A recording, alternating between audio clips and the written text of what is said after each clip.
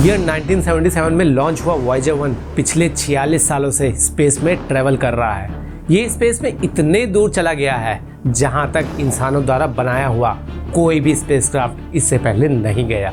हमसे करोड़ों किलोमीटर दूर होने के बावजूद वॉयेजर 1 नासा के डीप स्पेस नेटवर्क की मदद से हमसे लगातार कम्युनिकेट कर रहा है। लेकिन नवंबर 2023 में कुछ ऐसा हुआ जिसने नासा साइंटिस्ट के साथ साथ दुनिया भर के साइंटिस्ट, एस्ट्रोनॉमर, रिसर्चर्स, यहाँ तक कि आम पब्लिक को भी परेशानी में डाल दिया।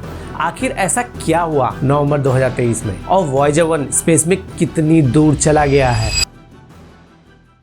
वॉयेजर 1 स्पेसक्राफ्ट वॉयेजर प्रोग्राम के अंडर 5 सितंबर 1977 को लॉन्च हुआ। ओरिजिनली इस स्पेसक्राफ्ट को 5 साल की लाइफ के लिए डिजाइन किया गया था, जिसमें उसका मेन ऑब्जेक्टिव जुपिटर, सैटर्न और उसके मून्स को स्टडी करना था। लेकिन साइंटिस्ट को जरा भी अंदाजा नहीं था कि इसकी डिजाइन इतनी रॉबस्ट होगी कि वो आज भी फंक्शन कर रहा है। जुपिटर, सैटर्न को बहुत पहले स्टडी कर वॉयेजर 1 सोलर सिस्टम के काफी बाहर जा चुका है। 25 अगस्त 2012 को वॉयेजर 1 सन के इन्फ्लुएंस की बाउंड्री यानी हीलियोपोस को पीछे छोड़कर इंटरस्टेलर स्पेस में चला गया।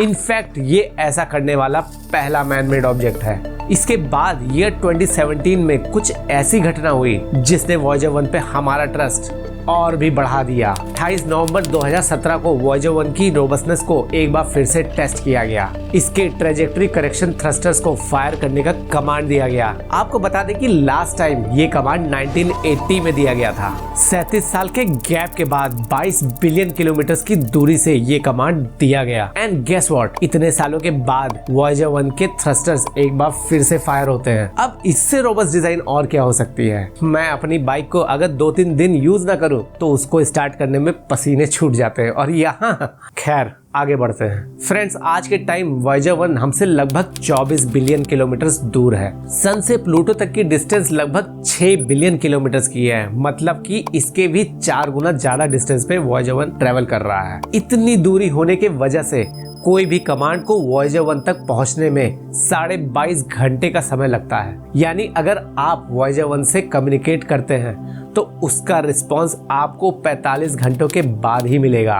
22.5 घंटे कमांड को स्पेस प्रोब तक पहुंचने में और 22.5 घंटे वहां से रिस्पांस आने में। लॉन्च के इतने सालों के बाद भी वॉयेजर 1 के कई इंस्ट्रूमेंट्स आज भी फंक्शनल हैं। ये पॉसिबल हो पाया है वॉयेजर 1 की लॉन्ग लाइफ पावर बैकअप की वजह से। फ्रेंड्स, वॉयेजर 1 में पावर के लिए radio isotope thermo electric generators यानी कि RTGs का यूज किया गया है। वॉयेजर 1 के RTG में प्लूटोनियम 238 रेडियो एक्टिव मटेरियल का यूज किया गया है, जिसकी हाफ लाइफ लगभग 88 साल की होती है।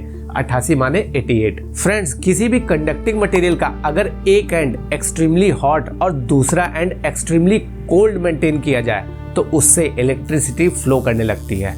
इसे सीबैक इफेक्ट कहते हैं। RTGs में सीबैक इफेक्ट का यूज करके लॉन्ग लास्टिंग पावर जनरेट करी जाती है, क्योंकि प्लूटोनियम 238 कंटिन्यूअसली डिके होगा, जिससे इसकी हीट जनरेशन कैपेसिटी भी कंटिन्यूअसली डिग्रेड होती जाएगी, जिसकी वजह से हर साल RTGs की पावर जनरेशन भी कम होती जाएगी। लॉन्च के टाइम वॉयेजर 1 के RTG 470 वॉट की पावर जनरेट कर रही थी, जो 45 सालों के बाद 2022 में घटकर 220 वॉट हो गई है। जैसे जैसे पावर कम होती जाएगी वॉयेजर 1 की ऑपरेशनल लाइफ भी खत्म होती जाएगी। फ्रेंड्स, वॉयेजर 1 की लाइफ को बढ़ाने के लिए उसके कई सारे इंस्ट्रूमेंट्स को एक एक करके बंद कर दिया गया है। जैसे आपको याद होगा, पेल ब्लू डॉट वाली फोटो खींचने के बाद उसके कैमरे को 1990 में हमेशा के लिए बंद कर दिया गया था। इस तरह की एनर्जी सेविंग के बाद ये एक्सपेक्टेड था कि वॉयेजर 1 2025 तक तो प्रॉपर्ली फंक्शन करेगा और डेटा भी सेंड करता रहेगा, लेकिन उसके बाद 2036 तक उसको बस कंट्रोल कर सकेंगे, पर वो कोई डेटा नहीं सेंड करेगा। Friends, Voyager 1 38,000 miles per hour की स्पीड से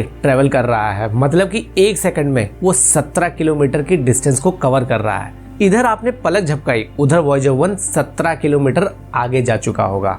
छींक छाक दिए तब तो वो, अगर वॉयेजर 1 की ये स्पीड मेंटेन रहेगी और वो कहीं डैमेज नहीं होता है तो एस्टिमेटेड है कि अगले 300 साल में ये ऊट क्लाउड के इनर एज पे पहुंच जाएगा। उसके बाद 18,000 साल में वॉयेजर 1 लाइट ईयर की डिस्टेंस को ट्रेवल कर चुका होगा और अगले 30,000 साल में ऊट क्लाउड को क्रॉस कर चुका होगा। ऊट क्लाउड समझ लीजिए सोलर सिस्टम के चारों तरफ एक जायंट स्फेरिकल शेल की तरह होता है जो आइस क्रिस्टल से बना हुआ है। फ्रेंड्स, नवंबर 2023 से वॉयेजर 1 लगातार रेडियो सिग्नल्स भेज तो रहा है, लेकिन वो यूजलेस और नॉनसेंसिकल डेटा सेंड कर रहा है। 12 दिसंबर 2023 को नासा ने अनाउंस किया कि वॉयेजर 1 के फील्ड डेटा सिस्टम में कुछ गड़बड़ी आ गई है और वो साइंटिफिक डेटा ट्रांसमिट नहीं कर पा रहा है। ऐसा नहीं है कि इससे पहले वॉयेजर 1 में कभी कोई गड़बड़ी ना आई हो, लेकिन इतना टाइम होने के बाद भी कोई पॉजिटिव मैसेज ना आने से कहीं ना कहीं मन में ये डर है कि क्या वॉयेजर 1 का अंत आ गया। By the way friends, latest update में थोड़ी होप्स जागी हैं। लास्ट मंथ 1 मार्च को वॉयेजर 1 को एक बार फिर से पोक किया गया, लेकिन इस बार वॉयेजर 1 ने जो डेटा सेंड किया है वो थोड़ा सा पिछले कई महीनों से भेजे हुए गार्बेज डेटा से डिफरेंट है। अब उम्मीद करते हैं कि वॉयेजर 1 फिर से प्रॉपर्ली फंक्शन करे और प्रॉपर साइंटिफिक डेटा एक बार फिर से हमको सेंड करे, जो हमारे लिए इस स्पेस की अंडरस्टैंडिंग को बढ़ाने के लिए